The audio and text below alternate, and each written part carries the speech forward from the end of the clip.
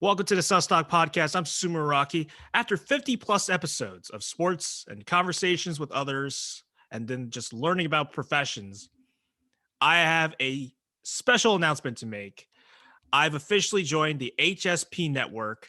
I'm looking forward to this, and I'm looking forward to elevating not just myself, but everybody on the HSP team. And to officially celebrate this partnership, I'm welcoming on the head honcho of the network so that we can talk some professional wrestling.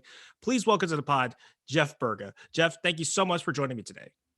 Susumu, it is great to be here. I can cross this off my bucket list now. I've been on SusTalk, so I am excited. And to talk about wrestling, man, I mean, come on, man, this is going to be a great conversation. Yeah, so with pro wrestling, and I've had a few podcasts talking about it with a bunch of my friends. I actually had a pod, like one of my earlier episodes. I actually talked with a buddy of mine who is on the independent scene right now. Okay. And so for me, like it's kind of it's kind of interesting because like this around this time, this is WrestleMania week, which is we're leading into WrestleMania. It's one of the biggest times in all of professional wrestling. And just before we get into everything, because there's a lot going on right now. So what drew you to professional wrestling? Like, we both love professional wrestling. What makes professional wrestling so different for you? What makes you love it? All right, so quick story, because I've been a wrestling fan like all my life, right? So I was a big fan of Macho Man Randy Savage. He got me into it. All like the colors, the tassels, the ooh yeah, that stuff, man. And then the Mega Powers thing was just at the time that I was growing up, so I was hooked, man. The Mega Powers storyline with Elizabeth, and then to be quite honest, I just followed it ever since, man. I just loved like the fighting, and when I thought it was real, I was like, oh man, it is crazy and everything. And I just have loved it ever since. I like the storylines. Like I say, it's like a male soap opera, right? So as you grow into it, you're like, wow, and then you get excited and you're like, yeah, this is something that just stuck with me. It's been a passion, and I even got my brother into it. My brother goes, hey, you got me into this, man, thanks a lot. So we've been just fans ever since. And the feeling that I get when I see it is still, man, it just reminds me of being that kid watching WWF superstars at the time, and watching Randy Savage, watching the Macho Man, watching all those 80s guys and stuff. And that's the era I grew up in. So that's what I think still keeps me a fan today. It's those people that paved the way for the new guys now. And that is the feeling I still get. I there's a point with COVID where, wrestling was like the only thing that you knew was there. There was no NBA, there was no MLB, for a good time, wrestling is what kept you entertained, So always a fan of wrestling, will always be a fan of wrestling. And that's where we're at now. We have the wrestling podcast, we have this network. So it's just that passion that never goes away, man. We grew up like in different like eras of wrestling, and because I grew up during the ruthless aggression era. Okay. And I started becoming a fan right around 2006, which it's kind of like a mediocre time in WWE because there wasn't really much going on. Like there was no competition, nobody was really standing out. Yeah. Like honestly, wrestling as a whole wasn't doing so well in terms of just like general popularity. You grew up during a point where you had Hulk and Macho Man, you had the Ultimate Warrior, you had all those guys in the 80s, but then you also had the Monday Night Wars as well. So you had basically just a golden era of wrestling. You grew up during the golden era of wrestling, the Attitude Era, everything with NWO.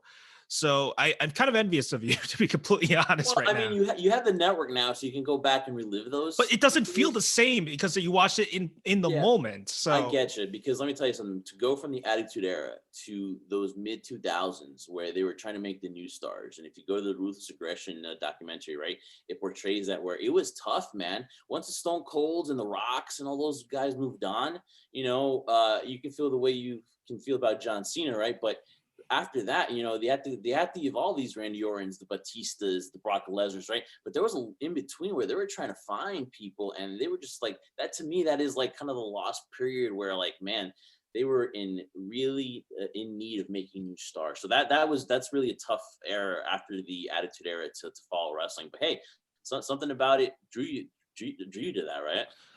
Yeah, so I became a fan. Like I loved. I think Batista was my favorite superstar at that time.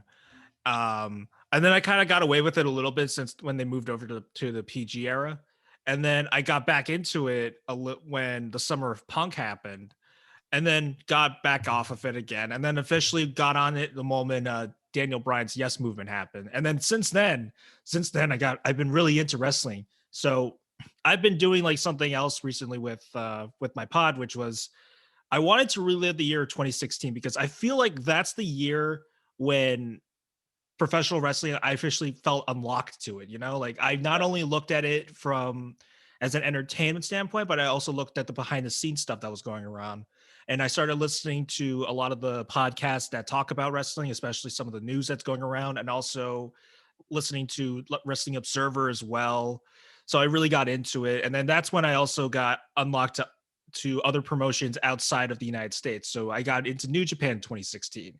And for me, like since then, like I kind of it's weird because I look at wrestling so completely differently than I did when I did as a kid. So do you find that like now that you know more about the industry, do you feel that it's hard for you to separate between being a fan of it but also being someone who just like follows the industry?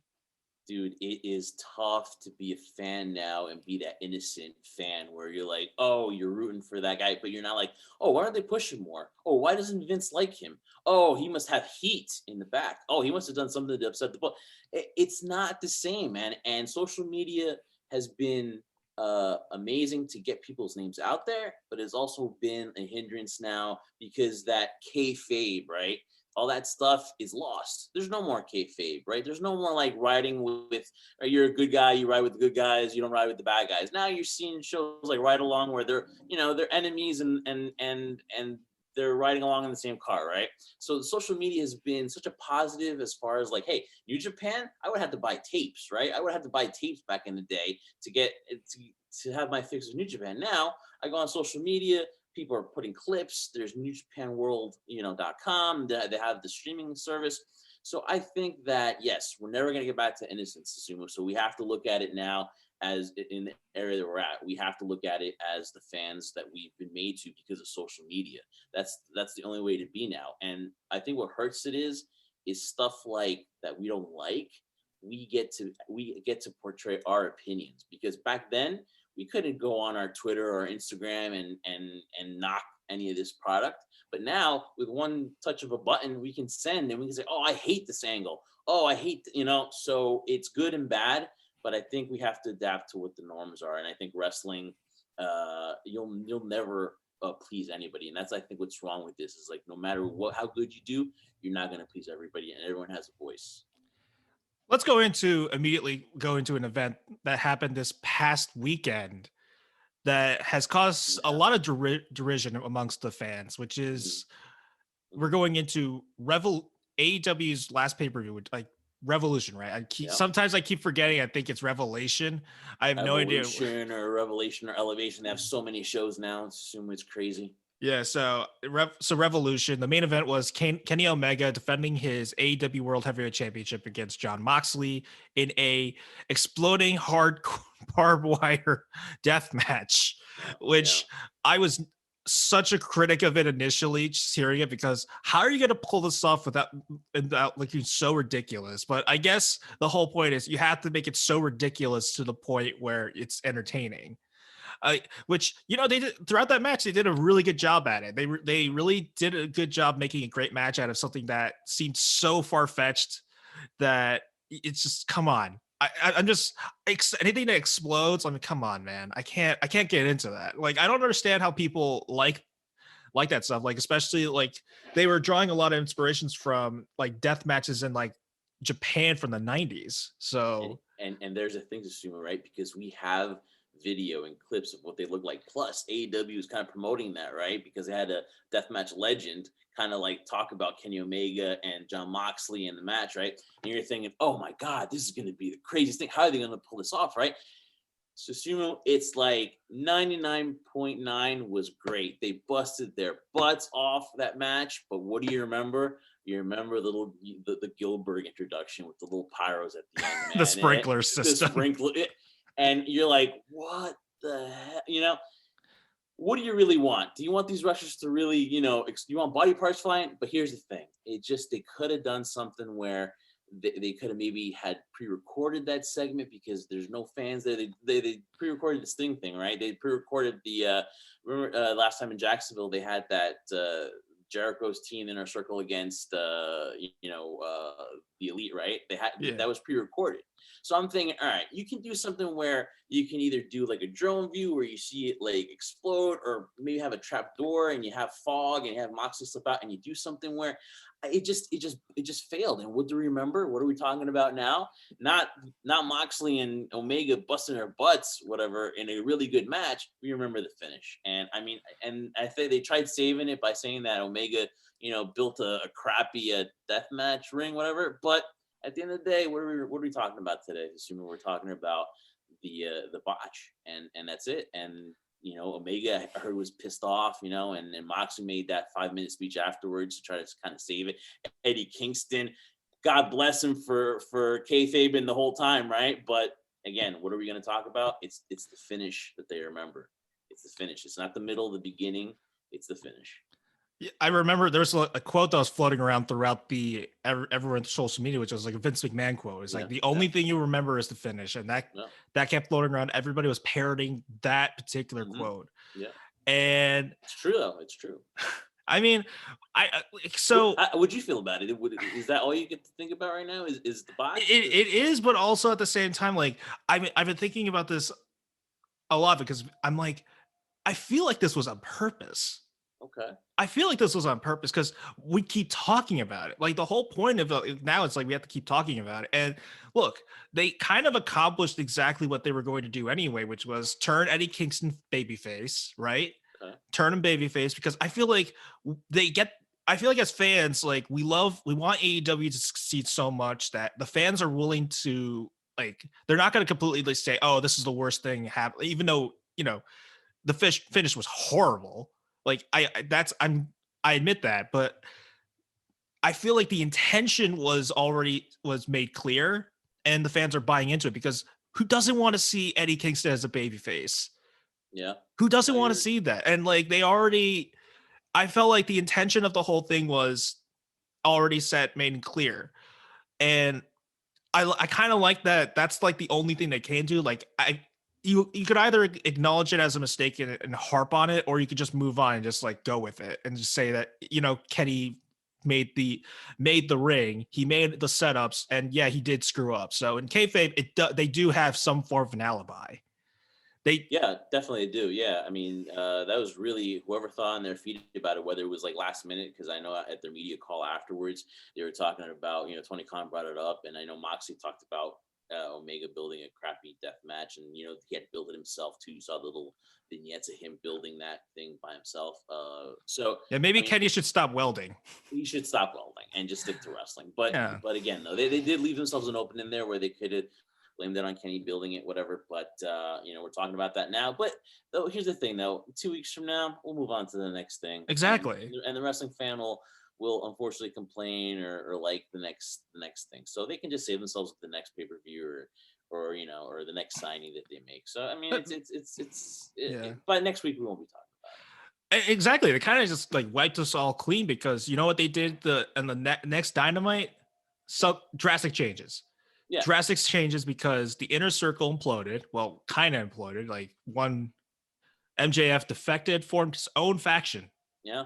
And he has his own buddies now. He has Wardlow, who's always like basically his second in command.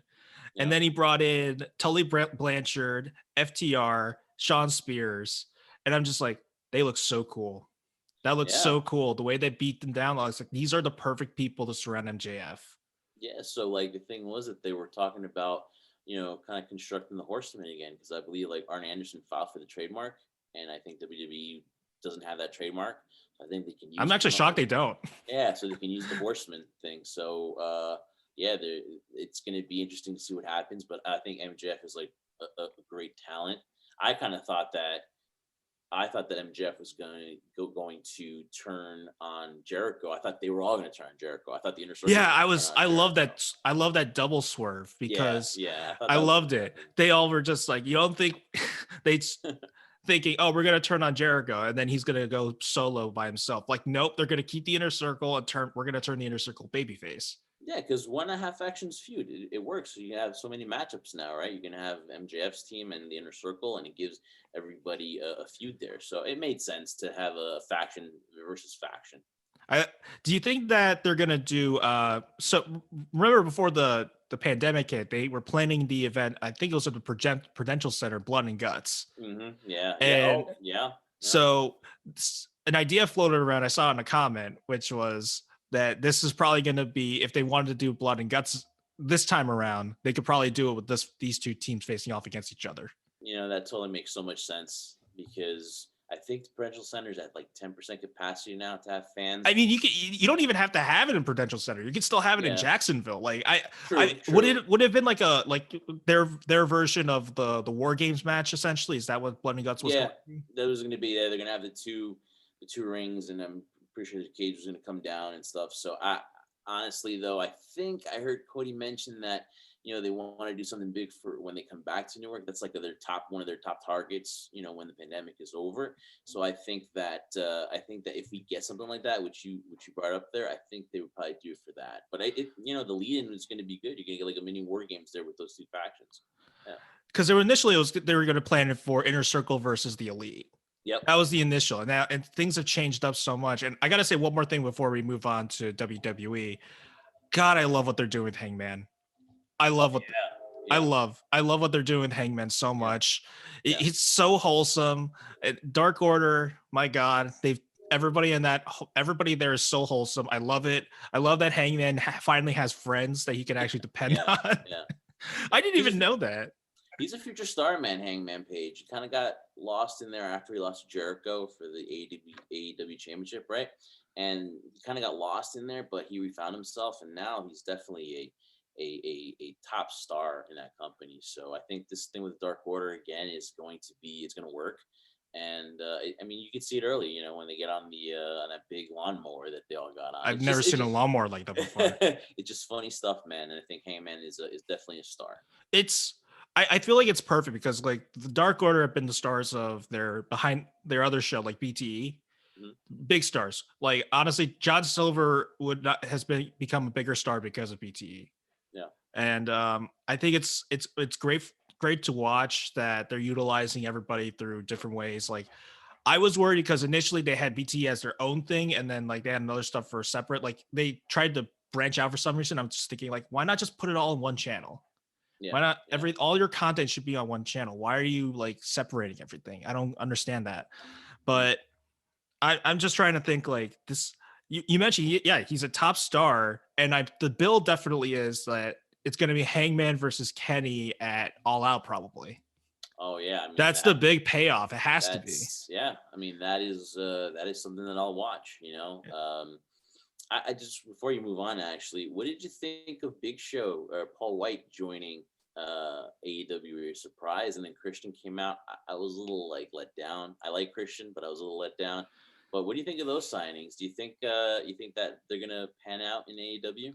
I mean, Big Show's mostly going to be commentating for their second show, and so I was like, Big Show's got to do whatever he's got to do. Do what you got to do. If WWE's not going to use you, and you want to do something else, then yeah, go ahead and do something else. Like he's free to do whatever he wants. I just kind of wish that, like, I hope he's not like doesn't go full bitter on WWE and he just sticks to like promoting AEW. Mm-hmm. That's it. Like, just don't be bitter. That's all I'm gonna tell Big Show. Just don't be bitter. Yeah. And as for Christian, I feel like my expectations were going to be let down anyway because they said Hall of Fame-esque like talent, and I'm like, he does technically qualify for that. He does. His resume is good. It's just you wanted the sizzle. The media, social media again, they were talking about CM Punk, Brock Lesnar. Oh God! Imagine if Lesnar actually popped in. Like, I feel like if there was a full capacity crowd, the arena would explode if Lesnar showed up and said he was all elite. Yeah. So people are, it's the sizzle, it's the name. You know what I mean? But Christian has a Hall of Fame resume. There's no doubt about that. Yeah, I think it's gonna be. I think it's fine. Like, I think he's going to do whatever he has to do. He's going to be I think he's Kenny's next opponent that they're teasing right now. Yeah. He's his next opponent, which is fine. Like, as long as Kenny retains, that's fine. Like, I don't mind the signing at all, as long as like they don't try to push him in too much. Like you gotta, because they like. Here's the thing about AEW is that the majority of their talent is young.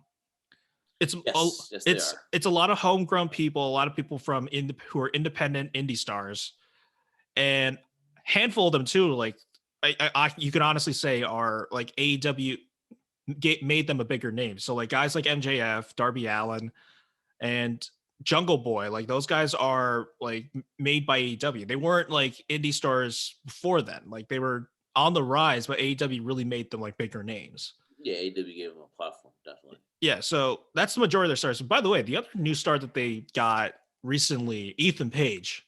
I gotta tell you, I for some reason I was like, who is that guy? Oh yeah. Someone should have warned me because like he was like, why is he so handsome? Why is he so handsome? You should have warned us. Jesus, yeah.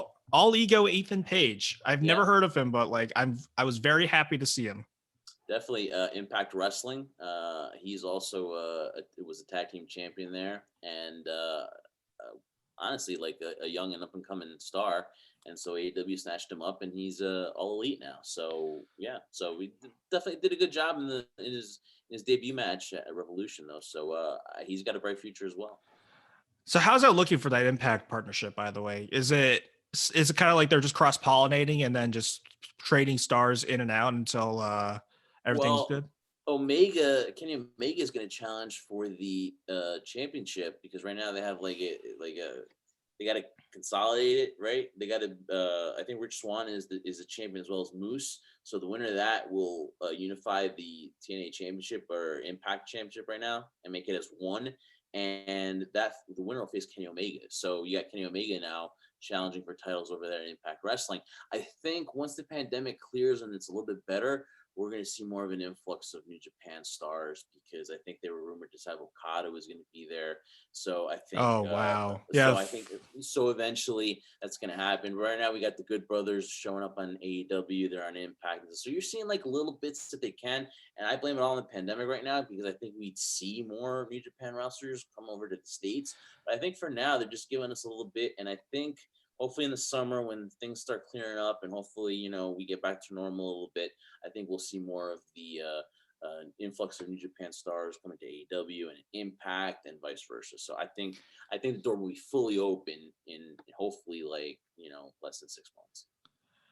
I still find it hard to believe that New Japan would make a deal with AEW. I still find it hard to believe. I feel like the door is cracked a little bit, and ironically, it was because of Moxley and not because of Omega. Yeah. That's the irony of the whole thing. Is that Moxley's the big, Moxley's like the bigger bridge compared to Omega. But I want to see it until I will believe it until I see it, like or whatever that term is. Oh goodness. Well, you'll believe it when you see it. Is that? Yeah, I'll believe it when I see it. Like if Naito shows up, or if Okada shows up, or even Ishii, if he shows up, I'm like, yeah, no, there we go, Forbidden Door officially open. Yeah. And listen, it all started Jericho and Omega. That's kind of what started the whole thing of like, hey, there's a possibility that these guys could, go over to other promotions. So I mean, it's exciting, man. Though, like exciting now that. Summer's coming up and you're seeing all these possibilities. Wrestling's getting exciting again. All right, let's go to WWE because there's something I really want to say, which is, okay, we're going to completely ignore Monday Night Raw because that's an entire mess. It's a mess. I love Bobby Lashley. I love him. I'm so Bobby Lashley. I'm so happy that he's a champion because he was another guy that I really loved when I was a kid. Like my favorite Bobby Lashley moment was aside from the pose down that he did with Leo Rush. Okay. Was when back in 2006 he was feuding with Finley, and they fought in a parking lot, and Bobby tried to kill Finley by flipping a car over on him. Really? Yeah, I remember. I don't know why. That's the first thing when I think of Bobby Lashley. That's the first image I remember is just him trying to flip a car over and trying to kill Finley with it. And they were feuding for the U.S. title. Like Finley, like during 2006 SmackDown, like that was King Booker was the champion, and then his court was like Finley and William Regal. Wow. See, that's why God bless you for being a fan at that time, man. For watching It's like, honestly, when you look back on it, actually wasn't the worst thing. Like Booker T actually pulled that off pretty well. Yeah. Like the whole the king acts, the old English accent that he tried to put on it, and then like he was the only king gimmick that actually worked. Well, SmackDown back then was like they used to call it the A and B show, but SmackDown was putting a better product than Raw was at that time a little bit as far as storylines and and wrestlers. You had Angle, you had Edge, right, and Mysterio on the blue That was side. like And 02 though. yeah, Definitely get 06 by then. They were definitely the B show. okay, yeah, okay, but now we don't even want to talk about Raw because we know that SmackDown is putting up a better Exactly. product. You have your main event right now fixed, and there's like less than a month, and WWE doesn't know what they want to do on Raw side with Lashley. What is going to be that main event? I don't know yet, but at least I know that we're going to get Edge and Roman Reigns. Maybe they'll sprinkle in Daniel Bryan, but it just seems like they have more. Seems like they have an idea of what they want to do on SmackDown side, and on Raw, it's just like like the priority is definitely because like on SmackDown's on Fox, and they want to make sure that the network show is a lot more polished, and it has been. I am impressed with like how polished a lot of the storylines are, and a lot of the matchups that they're going to give us. So like Edge versus Roman, I was kind of skeptical of it because I was worried about Edge's health. Yeah. And I was thinking like if Edge Edge definitely has to lose this match because like Roman has to win just to keep up like Roman's dominance. Like I like the fact that if they give Roman a long reign, I would be completely understandable of it. Because let me just say about Roman Reigns, I'd be the first one that would knock him, but his heel turn has been one of the reasons why like he needed it. He needed that heel turn, and then you add Paul Heyman. Oh my God, it's been one of the best things that WWE has done because you want to watch Roman Reigns every Friday night because he has done a tremendous job being a heel. So I'll be the first one to bury him when he was a good guy and he was the jolly or whatever he said that on that one promo. But I will be the first one to compliment him. He's been so entertaining as a heel, man, and credit him and Paul. I've liked Roman ever since. Like I will be the first to admit, 2015, I was one of those people that was booing Roman Reigns up to the moon. But right around 2016, I changed because when he had those matches with AJ Styles, and I officially saw how good he was as a wrestler, I was just like, I can't boo this guy anymore. I can't do that. He's just too damn good at what he does. And there's a reason why WWE liked him so much was because he was actually that damn good in the ring. And they knew that would carry. And now that he's doing this whole heel, which is completely different. Like he's not like a cowardly heel. Like he's not like what the usual heels that WWE likes to make. No, this guy's like cold-blooded. Straight up cold-blooded. Exactly. This man straight up choked out one of his family members in a Hell in a Cell match just to get his other family member to say I quit. Like I loved it. I love that Hell in a Cell match. That was really what like sold me on it completely. Was him choking out Jimmy and then forcing Jay to say I quit. So Roman Reigns has been built up really well. I mean, he's not a cowardly heel like the Miz is. So Roman Reigns they've been spot on with Roman Reigns. And again, Paul Heyman, I mean, that's just magic right there. It's different because the way that they're using Paul is a lot different compared to how you do with Brock. Because like I noticed this too. Like he's scared. Paul is scared of Roman. Mm-hmm. Like he's like terrified. Like he doesn't want to he's walking on eggshells around that guy. Walking around and with Paul, like because when he's with Brock, he's boastful, he's cocky, he's like out there. He's gonna promote it because like that's always like him and Brock are legitimate friends. Like they've been together for a very long time, and now that he's doing this partnership with Roman, he's scared because he's like Roman could easily just like he knows that like if the moment Roman finds Paul doesn't have any value anymore, he could just easily just punch him out and just like kick him to the curb. So definitely. What I love about this is I love how they built up to Edge trying to decide the Royal Rumble, and immediately like he was already getting into Roman's head. And part of what makes Edge special throughout the years was like his ability to really create mind games, to really get into people's heads and to really just screw with people. Like Edge was so good at that. And now he's pulling this off on Roman, and Roman's like already paranoid, angry, Yeah. and he's very like desperate to hold on to his title. So I'm just thinking, like, you heard it too. Like, he wants acknowledgement. Like, that's so He weird. does. He It's does. so weird to hear that from a heel. Like, you never hear that from any traditional heel. It's like someone saying, like, I want you to acknowledge me. I'm like, Mhm. bro, Look at me. that's He wants the attention. exactly. I'm like, that's Yeah. crazy. I love it. I love that's the different way that they're doing this. I'm just worried about how they're actually going to do the match. Yeah, I have no, I have no doubt that they're gonna put on a good match. Like you said, Roman Reigns is a heck of a wrestler. Edge, I mean, just check out the matches he has. Not a big fan of him and Randy Orton getting together.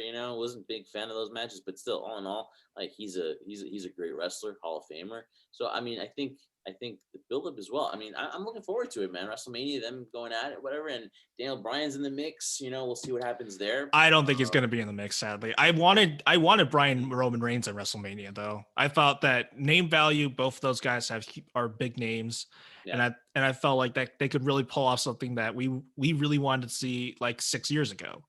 Yeah, they work well together, Brian and Roman Reigns as well too. So yeah, he might be in the mix, he might not be, but again, you have all these possibilities, right? But exactly, the base match is going to be Edge and Roman Reigns, right? Whether they add to it or not, we're getting that with Raw. I mean, I don't know what we're getting. I know you got Bianca Belair and Sasha Banks, right? But I don't know what's going on on Well, they're in Raw, on the Raw SmackDown, side. so like, Well, exactly. No, I mean, but SmackDown's got their events. They got their matches oh coming yeah, up. that's all Yeah, set. Like, exactly. Yeah. I think Big E's going to take on Apollo on WrestleMania too. And Apollo, how about that, man? Like with his new gimmick. I mean, that's great. They're actually like giving these guys. I'm not exactly a fan of the forced accent. No, you don't. I mean, the only thing He I'm not was a big fan. fine. Like, if he spoke like normally like that, I would have been fine with it. But the fact that he added the accent, it's like, okay, now you're trying too hard.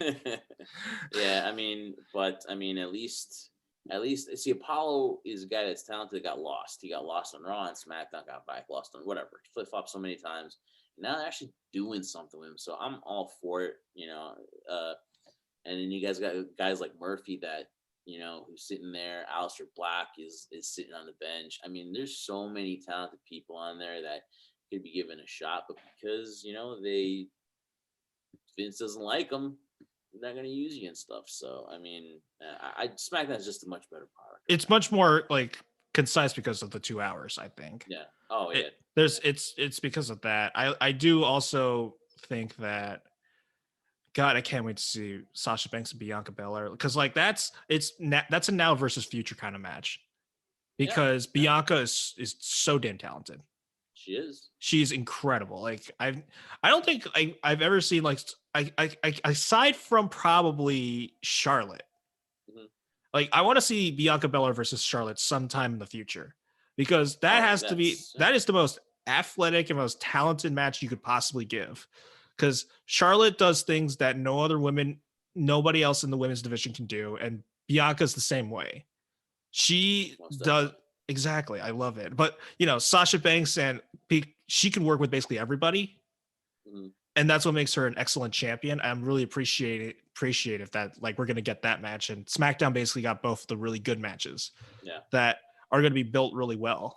We'll see what happens. So I I can't. I'm looking forward to it. And then as for Raw, I'll just say this: McIntyre, Bobby Lashley, that's fine. I'm okay Yeah. with that. Yeah. Yeah. I like that what they did with Drew. Drew had his time, but I feel like Bobby should.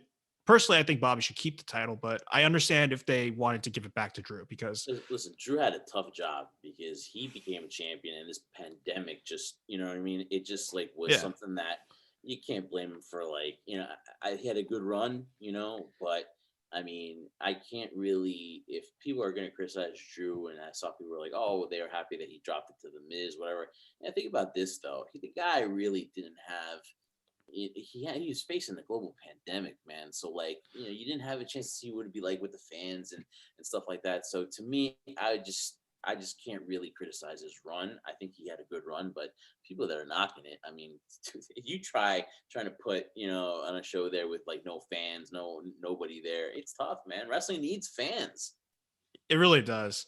Yeah. And I could honestly see them like giving him back the title just because they wanted to give him that crowd elation, Yeah. because the Raymond James is going to be filled with people. Yeah. So this time around, so I'm hopeful for it, and we'll see what happens. Let's go to NXT real quick Okay. because it's the end of Undisputed Era. I think that's the biggest storyline going on with them right now. There's a lot of interesting moving parts that are going on here. So never mind the fact that Walter's possibly going to face Champ at some point. Yeah. Never mind that fact. That could possibly happen. They teased it. And I'm just like, oh my God, please give me this match. Please give me this match. I want this right now. I want Walter to basically give Ciampa like a gigantic welt on his chest. Yeah. Yeah. That would be He's going if that happens. Yeah. like, because we saw like probably the best match WWE actually did was Walter versus Dragunov. You remember that match? Because thanks to UK, yeah. that actually was the most painful match I've ever seen in my life. Yeah. It looked so painful. Yeah, I mean, Walter, when he wants to, like, hit you, he'll hit you. So he's very impressive. I like his long title reign. Just shows that it's an important, the title's important. It's not like passed back and forth, whatever. So I like Walter. If you're gonna have a 2-night NXT event for WrestleMania, you need to have your big guns there. So I would see how Walter would fit into their takeover heading into WrestleMania.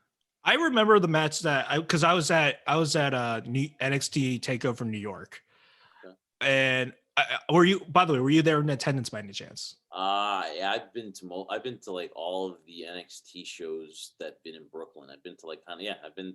So you were in New York, probably. It's basically what I'm assuming. Yeah. So which match? Walter and Dunn. Dunn, which was actually that was a really good one. Yeah. I love that one. And it sucks because like that match was like that. It would have been match of the night if it weren't for the main event, which was probably the greatest NXT match you'll possibly see in a long time.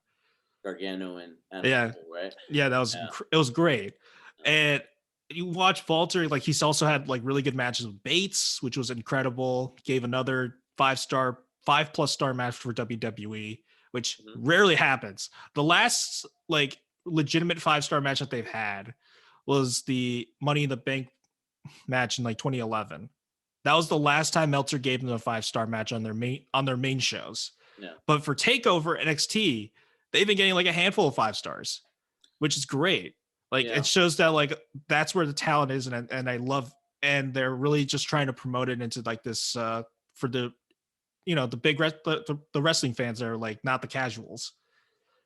So what do you think of them possibly moving to Tuesday night? Because this war really kind of hasn't been a war. No, it's never been a war because like no one hates each other. Yeah, so it's not really, it's NXT, which, listen, most fans or people will say, hey, it's their third brand going against AEW's major show, so whatever. But again, though, them moving to Tuesday nights just makes it better for the wrestling fan because then I don't have to DVR or something or flip the channels back and forth. But to call it a war was just, again, it's just something that we as the fans we really wanted the Attitude Era, but like it's not happening.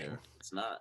No, the problem is that I mean, look, the executives probably don't like each other. Like, Tony Khan versus Vince McMahon, you could probably make that case or something.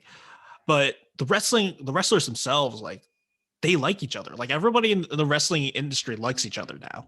It's a lot. They're all friends. It's a better attitude now because, like, it's more cutthroat back then in the 80s and 90s. It was so much more cutthroat.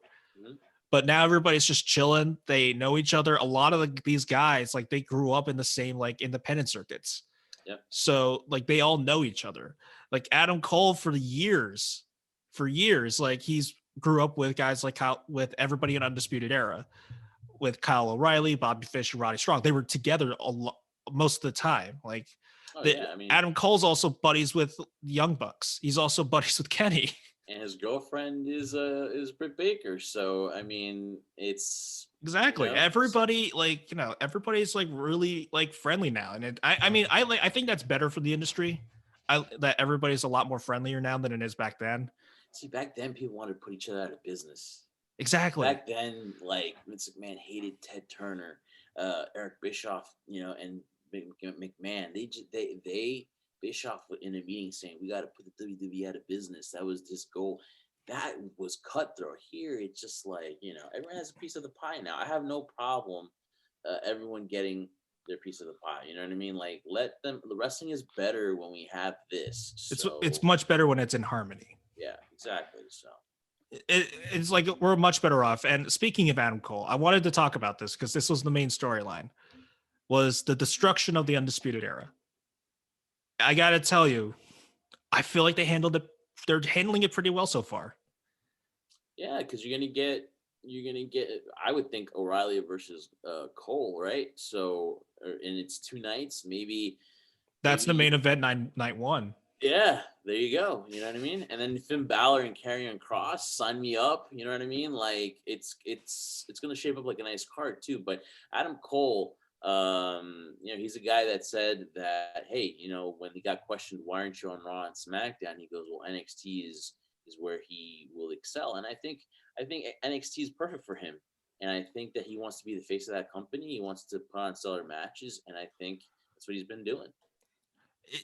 It's kind of sucks that they're kind of dissolving it, but at the same time, I will praise WWE for this, that they actually had the patience to hold off on this because they did it at the most opportune time. Mm-hmm. No one saw it coming. Everyone's thinking like, oh, is this the time when they're gonna like break up the Undisputed Era? But like they did the actual breakup, but no one saw it coming. Yeah, which was I give them credit for actually having the discipline and the patience to not pull the trigger too fast. Yeah. Because we're all like, oh, when are they going to break up? Oh, when are they going to break up? And they did it. They were able to catch us in a spot where, oh, we didn't think it was coming there though. So good job by them. I'm interested to see what happens and whether this leads to Roddy getting a singles run again, Kyle like doing his own thing. And I'm really happy for it because like we saw what like Kyle as a singles competitor looks like. The guy, I'm pretty sure, broke Finn's jaw. that was a tough match. That was a hard-hitting match right there. And that's also the kind of match where it's like you kind of realize, wow, Finn's actually worked on his like ring work a lot. He's changed it too. Like it's less flashy. It's a lot more like grounded now. No nonsense. And he's that you root for him, or he can be a heel, and he's got that shade of gray, so he doesn't have to play to the fans, placate to them. He can be there. He's got the whole Prince gimmick. I mean, Finn Balor is a special talent. Finn Balor is somebody that I don't know why it didn't work on Raw or SmackDown. That's somebody that I would love to listen. You signed me up for Finn Balor versus AJ Styles, and in a match at WrestleMania, and I'm watching that thing. You know what I mean? I don't know why they couldn't have done that somewhere down the road or before, but that's something that Finn Balor and AJ Styles would hit a home run. Yeah, I was actually shocked when I heard that his match with Kyle O'Reilly, neither of them ever left the ring. They stayed in the ring. I was like, wait, what? That never happens in wrestling. Everybody goes outside at some point, whether it be through a dive through the ropes or you're just sending him out just to hit him against a ring post. You gotta be pretty damn good. Both wrestlers have to be pretty damn good to like keep it into the ring, because the normal fan would be like, oh, they want to see it tables, but to keep it in the ring, you're on a different level when you're two guys and you can do that. Yeah, even like New Japan sometimes, like they'll like we praise them for their amazing ring work, and they will do like the whole like outside ring stuff too. Like that's so rare. Like if you're able to put on a compelling match while staying inside the ring, like you should get double kudos right there.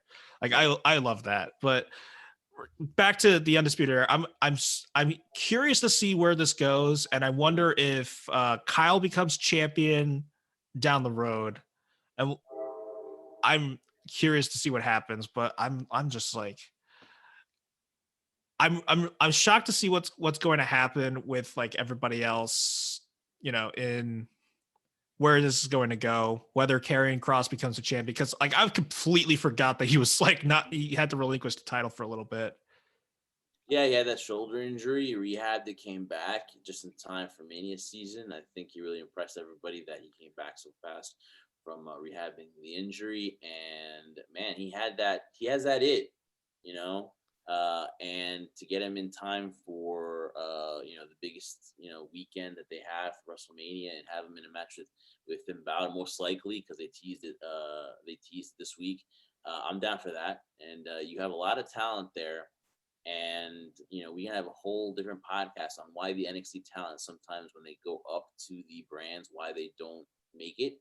So I'm going to enjoy Karrion Kross and all these guys while they're in NXT, because you don't have any idea how they're going to do afterwards when they get to the other brands. But I'm going to enjoy this though. And again, like I said, like if we could do podcasts on why these NXT stars don't succeed, most of them, we could have a whole hour, 2-hour debate on why. It really just depends on who, like, because it's different, because NXT works completely different to how the rest of the main shows do. Like some of these guys, like some guys do work out and they fit the main roster. Like I feel like I have a lot of hope in Damian Priest. The fact that they're pairing, the fact that they're pairing him up with Bad Bunny says a lot about how they feel about him.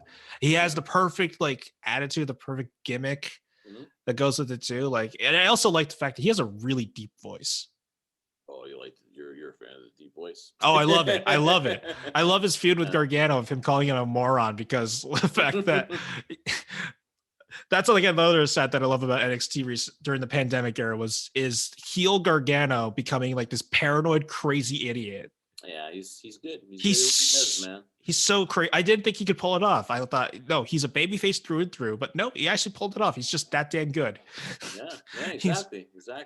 He has formed his own faction with Austin Theory, who they somehow turned him into an actual personality. Listen, let me tell you, I am high to the moon of how good Austin Theory is going to be. I feel like that's someone who could pull off being good in the main roster. I just think like they needed to unlock his. He had that unfortunate incident with, I guess it was that speaking out thing, and they had to investigate stuff, and that's what he got, because he was on the main roster, right? And I guess they kind of demoted him back to, I don't want to say demoted, but they put him back in NXT and got him to work a little bit, and then he joined up with Johnny along with exactly Indy Hartwell. Yes, he has a lot of promise though. I'm very high on Austin Theory. We talked to him on our podcast that I do with Brian, my co-host. We were able to see him actually live. We actually came to our table and we talked to him for a little bit, and he's got a good head on his shoulders.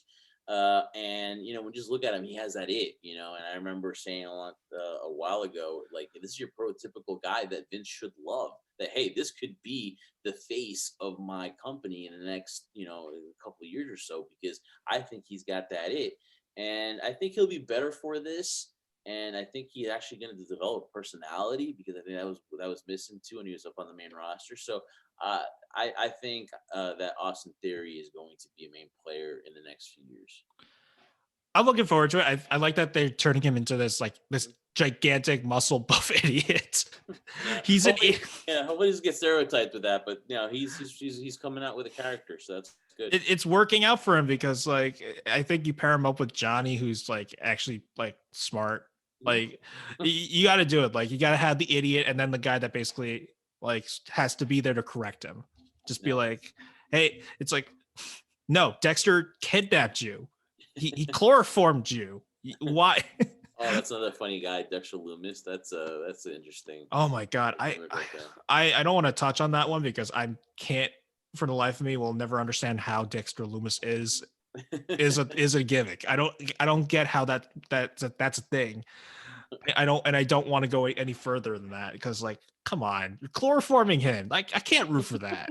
I can't root for that. You're I don't care how bad. Like, if it was like, I don't care if it was like, I don't know. Let's see, Ciampa right after he betrayed Gargano. Like you can't do that.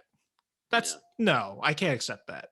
All right, finally, I want to wrap things up by going into New Japan a little bit.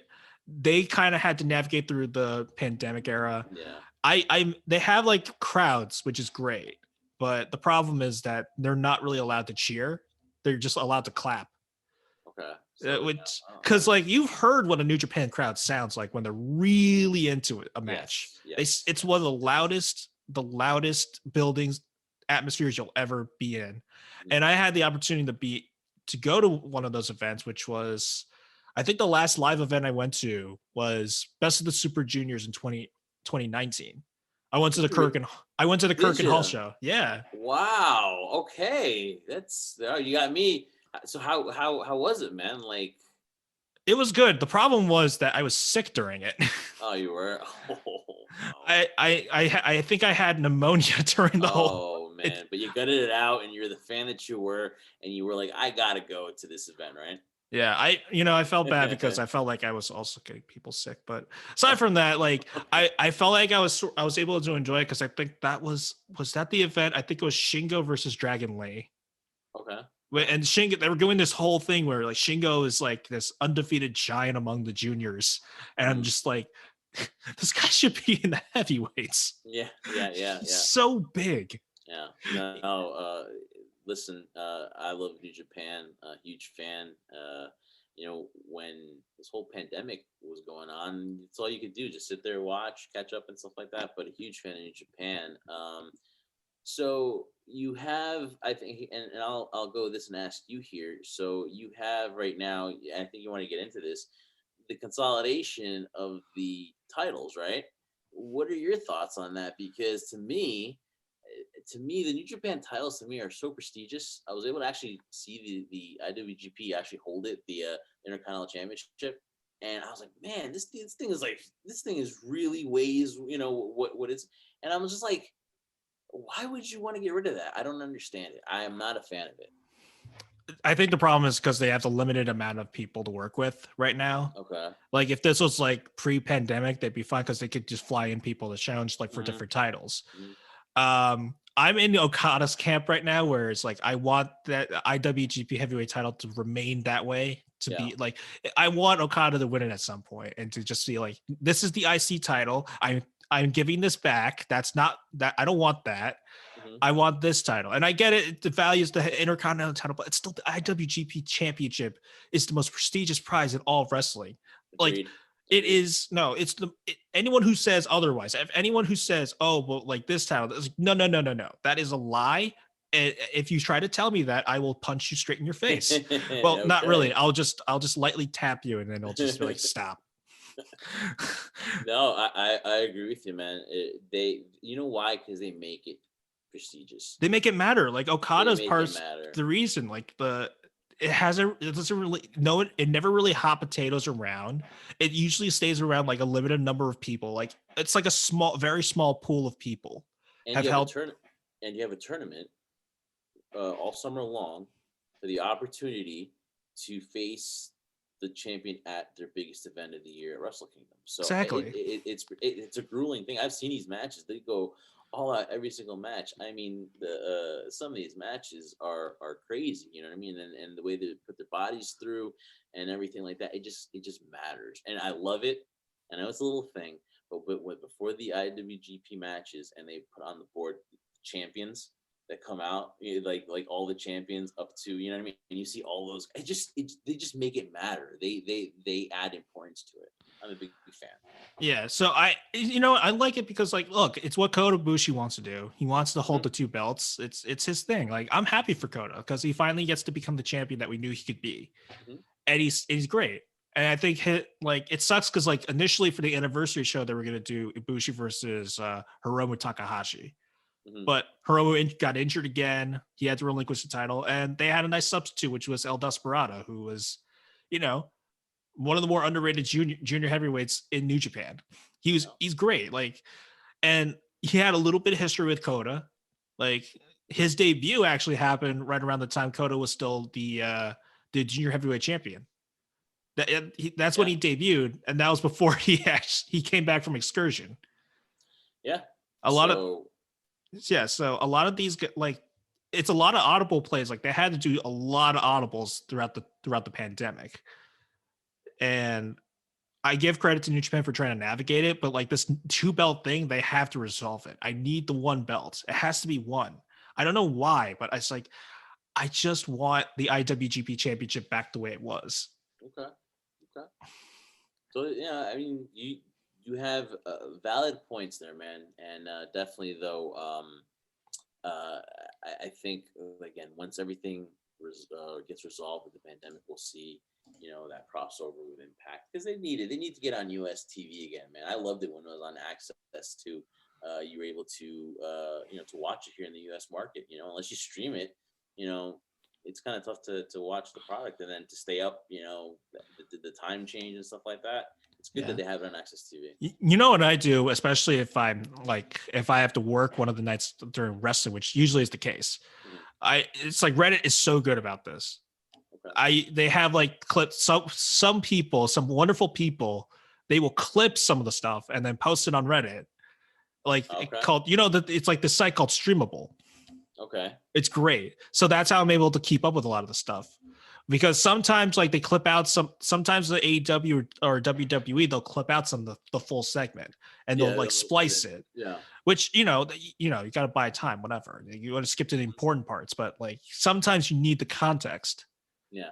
I'm really happy. Like I got to see Hangman with his new lawnmower. I'm like, that didn't get, and I'm just like, yeah. I still can't get over that lawnmower. Like people actually drive that. It's a very impressive lawnmower. Like I've seen the ones where it's just like some guy, it's like it looks like a Zamboni, right? Those are regular lawnmowers. And then, or like the ones that just look like you're pushing you're pushing like a cart or something. I don't know. I don't mow my lawn. I have no knowledge of lawn work, but aside from that, like I'm just impressed by it. Like that's a gigantic, like you could sit doing it. Like almost everyone in Dark Vertical. You could text and mow your lawn on it and or something. Okay, we're getting off track here, but like that's the thing. Like I try to keep track of a lot of that stuff, and New Japan, like it's tough because like it's a different time zone. Yeah, you have to wake up at like 4 a.m. or 5 a.m. to actually watch it. Set that alarm clock to watch those, especially Wrestle Kingdom. You try to stay up for those and stuff like that. But you do, because it's just great wrestling. So I definitely will stay up to watch that the hours of the morning and stuff. So I will say that my favorite time of the year is when I have to fill out my G1 Climax round robin pick'ems. Yeah, those are fun because that's something we could do on the network too. We can do a little G1 preview or discuss that. So there's so many options here on the network. So. I wonder if they release odds, like Vegas odds, on who's going to win. Oh man, New Japan, I don't know. I know they're so secretive too. Yeah, I'm pretty sure. WWE has betting odds, right? So I don't know. Maybe which is crazy. The Rumble is like the funniest thing. Like it is. I'm getting into the bets and the prop betting. So I think next year I'll probably be doing some prop betting for the Royal Rumble though. So that should be fun. Yeah. For the G1, it's usually like you're basically betting and going with like it's fun because you're thinking with your like with our minds, like we're thinking like, okay, who's likely to win this match? And it's kind of like we're combining the like fan aspect of it, but also like our knowledge of the business, and we're combining them together, which is why I love doing this. Yeah. But then also, and then you watch the match, and then you end up saying like, oh, I just got screwed because Yano just like low blowed somebody and rolled them up again. I'm like, oh great, Ghetto got us again. Like, I'll tell you this, 2019. I was so sure that they were not going to have Moxley lose to Yano, and then he ends up losing to Yano, and I'm like, you got to be kidding me! These guys, he gets us every time. Ghetto gets us every single time. Yeah. It's ridiculous. I got to send you that pic too, because it's a really funny picture with Moxley that he makes. I got to send it over to you. All right, definitely. All right, Jeff. Thanks so much for popping on. I really appreciate it. Hey, so it's been fun. I've had a great time. We can always talk wrestling, man. I got to get you on a post IG live there on High Spot Podcast to talk about some wrestling maybe one of these days, because this definitely was fun. Yeah. So Jeff, let the people know how they can reach out to you on social media, what you've been up to. All right, man. So really quick here. We just hit 6,000 subs on our YouTube channel, High Spot Podcast. Brought you aboard here. You'll be doing SusTalk with us on YouTube, which will be available. It's available now, and we're doing a lot of sports related stuff in the very near future. glad to have you on board, man. Recognize the talent when it's there. So definitely doing that. You can find us on our social media, High Spot Podcast at High Spot Podcast. You can go subscribe to the YouTube channel, youtube.com/High Spot Podcast. And you can check out all our stuff there, man. This episode will be on there on the YouTube as well.